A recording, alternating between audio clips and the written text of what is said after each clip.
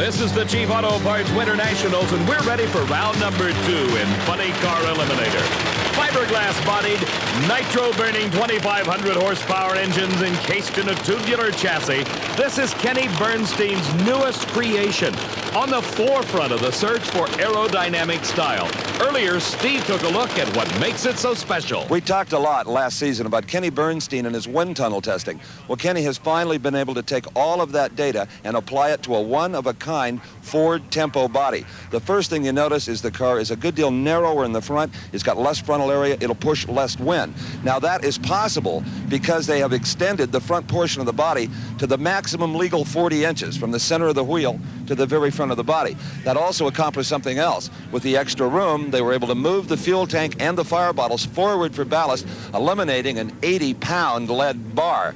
Now, the next thing that is obvious on this car is that they have drastically altered the angle of the roof. Formerly, it sloped back very gradually. Now it drops off quickly, allowing the wind to get back here and work with the rear spoiler. The rear spoiler is a good deal smaller than a lot of the cars that have a regular whale tail because of this efficiency, and also because beneath there is a road racing style kind of semi-ground effects tunnel. So that tunnel working with the spoiler gives them the needed down pressure. Now, that's really about all I can tell you about this body, because that's all they will tell me. An awful lot of secrets surrounding this car, including these louvers here. They won't even discuss them.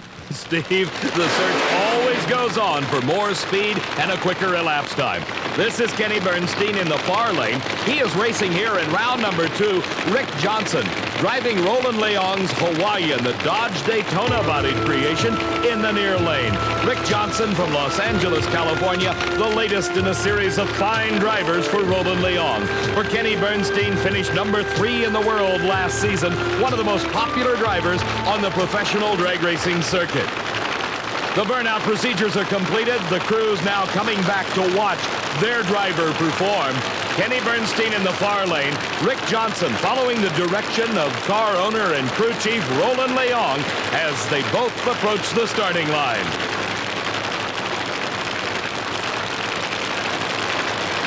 Very patient, and then the flash of green, and a great race. It is Rick Johnson there first, has some problems for Kenny Bernstein, and look at the time. The quickest elapsed time in the history of the sport, 5.58 seconds at over 263 miles an hour. This deserves a second look as Kenny Bernstein and Rick Johnson are locked together in a struggle down this quarter mile. But nearing the finish line, Bernstein has problems. Pull yourself together, young man. You are the quickest driver in history at 5:58. What a pass. It was really a close race. Kenny was out on me there for a ways, and I had to use every button and handle I had in there to get around it. 550s, I have a hard time even saying it. Funny cars would never, ever dream to go that quick. Well, we've learned a bunch over the winter. You know, we've been doing our homework and going out and partying and stuff.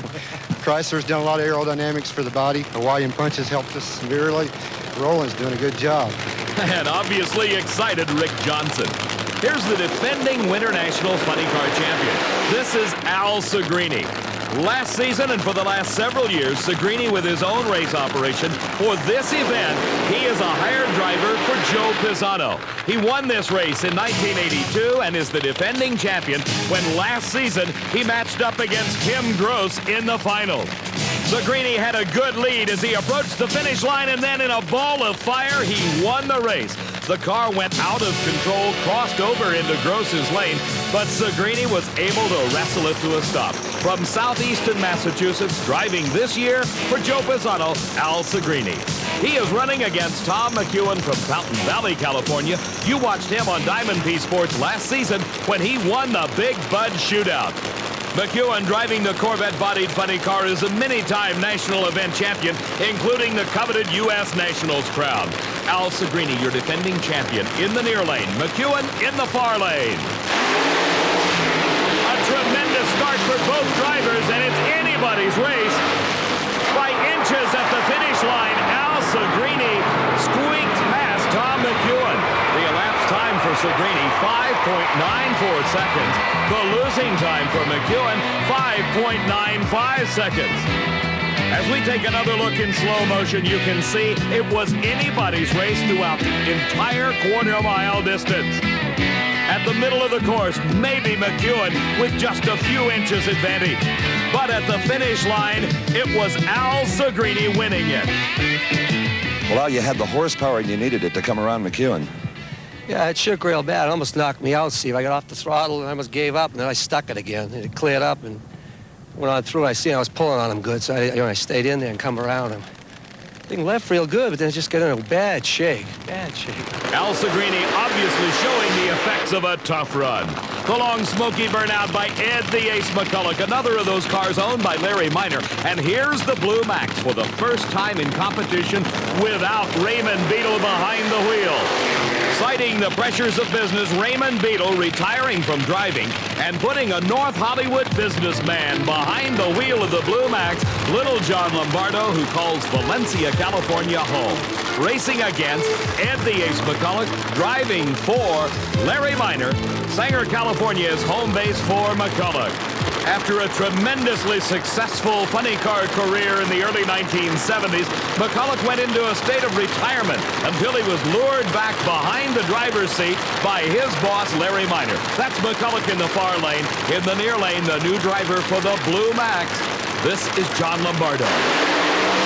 Another great race as Ed McCulloch gets near the concrete guardrail, but he pulls back to the center of his lane, and a tremendous upset. Ed McCulloch puts away the #1 qualifier. His elapsed time, 5.76 seconds. His speed over 253 miles an hour. What an upset. Ed McCulloch, his advantage coming right at the starting line. You see that Oldsmobile-bodied funny car begin to pull ahead. Then it moves out towards the edge of the racetrack and the guardrail. But McCulloch steers it back to the center of the lane, hangs on for the victory by just inches. There you see the comparison in time. Lombardo late off the starting line, quicker in elapsed time, but it was McCulloch to the finish line first, and the 1972 event winner advances into the semifinals.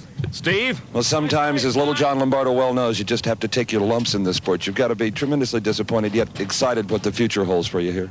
Oh, yeah, the car is running excellent, a lot of potential in it. It was a little rich, that run, and obviously I was a little late, but I think we're going to win some races.